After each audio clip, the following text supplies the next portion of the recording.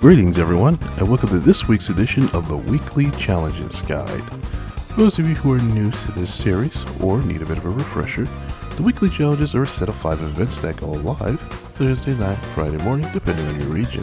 These usually consist of 4 races that can already be found in the game, and may need to be unlocked depending on your progress, while the 5th one, called the Special Event, usually consists of a race, a time trial, mission challenge, whichever comes out. So, without further ado, let us see what this week has on offer. So we kick things off with the Japanese FF Challenge 450. This is a 3-lap race around the Suzuka Circuit East course. This requires a road car from Japan with an FF drivetrain. Suggested 400 performance points. So for this one, I'm just going to pull out my Suzuki Swift Cup car build here. Usually is pretty decent for me there. Still working out a decent setup to get it nice and handled there. But let's get a lap around. So we come to the start finish here, and for the most part, if you're familiar with a bigger Suzuka circuit, this will pretty much be familiar to you. And it starts right here in turn 1. I tend to go right about 50 board, throw the car in, get about 3rd gear, through 2, power right on out, and then right here to the S's. This should be another familiar one to you. Usually not too much throttle, about mid through them, carrying the car over it, usually using a lot of that curb right here. 3rd, right about here at 6 is where I usually downshift, up a gear to get some power out of there. Now here's where things get different. Get on the brakes right about here, 3rd gear. Carry that all the way out from 8 through 9. And that is a lap around the Suzuka Circuit short course, or east course I should say. Now, on to the race itself. So, the best overtaking spots I found were turns 1 and 2, as well as 8 and 9. They're the clearest spots to set up the AI and get some good runs with little to interference. Now you want to be aware of the AI through turns 3 through 7, essentially through these S's here. They tend to be a bit tricky, they tend to break a lot, they tend to have very inconsistent lines that just don't flow all that way, so it's easy to get in the way. Next, the Nissan GTR Cup. This is a 3-lap race around Cirque de Sainte-Croix A, so this track returns for a 2nd week in a row. Obviously, these tires are the only ones allowed, 700 performance points or less, and every GTR ever made, including the one from the Power Pack. So, as per usual, I will be getting my GTR Premium Edition T-Spec, which is basically just destroys this field at this point. No laps here, as it's just not a favorite circuit of mine, but the best overtaking spots tend to be turns 1 through 11, as well as 8 and 19. Beware the AI at turns 12 and 13, as well as 15 through 17. With the way this track flows, there's a lot of overtaking opportunities, but it's those 4 corners in particular where getting around the AI is going to be a bit of a challenge because of the way they drive. So, pay attention there, depending where they are. Next, the World Touring Car 600 event. This is a 5-lap race at the Nürburgring EP. 600 performance points or less tends to be I think you need there. So I'm going out just because I wanted to show off here my BMW 3.0 CSL build that I've turned into a racing car there. As you can see, it's going to be my choice for this one, although I did also turn down the difficulty a bit. But now let's go into the race itself. So, there are the laps. So that lap here, it's interesting in this car there, especially with no traction control on. I brake right about there at the 150 mark. Gets me nice and slowed down for turn 1. Then we get through turn 2, this section here. Gently power on out here. And on the brakes again. You want to use as much of this curve as possible. Not too much, obviously, but just enough to turn the car. And then through 4, power right on out.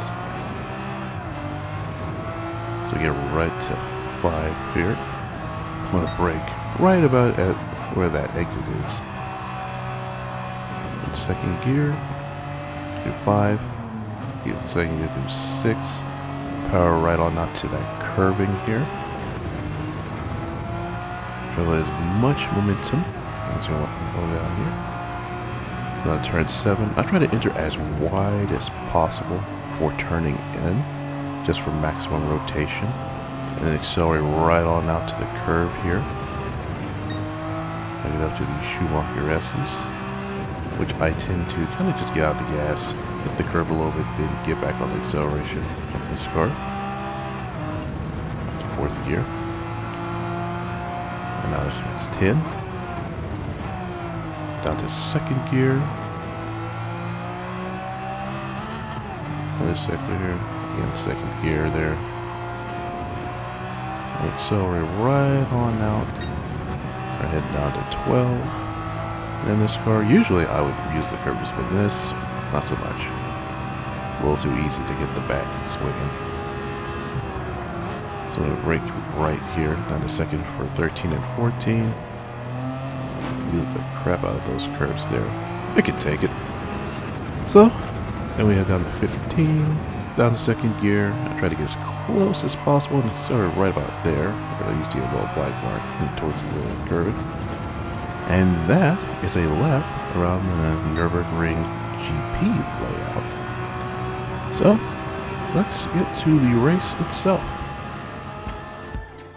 So, the best spots for overtaking I found were turns 1 through 4, 5 through 7, 10 and 12, as well as turn 15.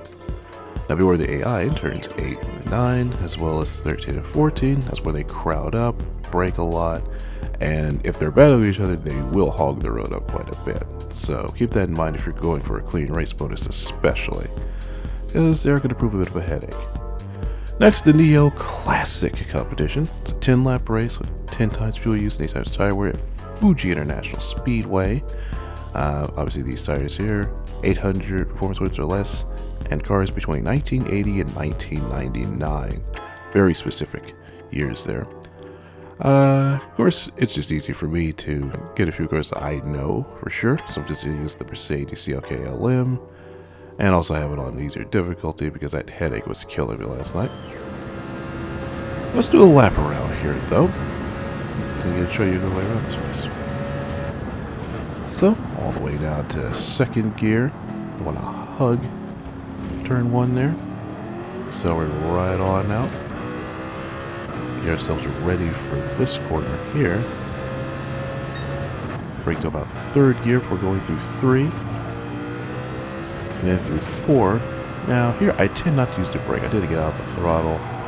Carry a lot of momentum. This is where I make up a lot of my time, is through this corner here.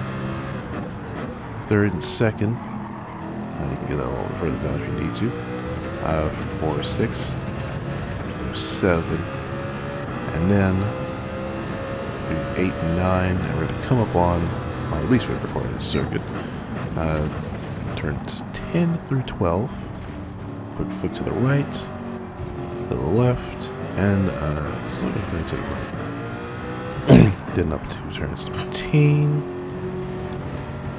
Swing around through 14, and then going down for 15 here through this corner. So right on out. I brake this 2nd here. I way out wide, and what this does is it sets you up for a good acceleration out of this corner here. And if you put up enough distance between you and the AI, it also sets you up for a good run and acceleration. And that is a lap around Fuji Speedway. So now, let us get to the race itself. So, here, racing mediums tend to be the ideal car to start, or tire to start on in the dry. One stop, usually the most viable thing there, but you can also do a no stop here. That's what I've done before when I was using the Jaguar XJR9.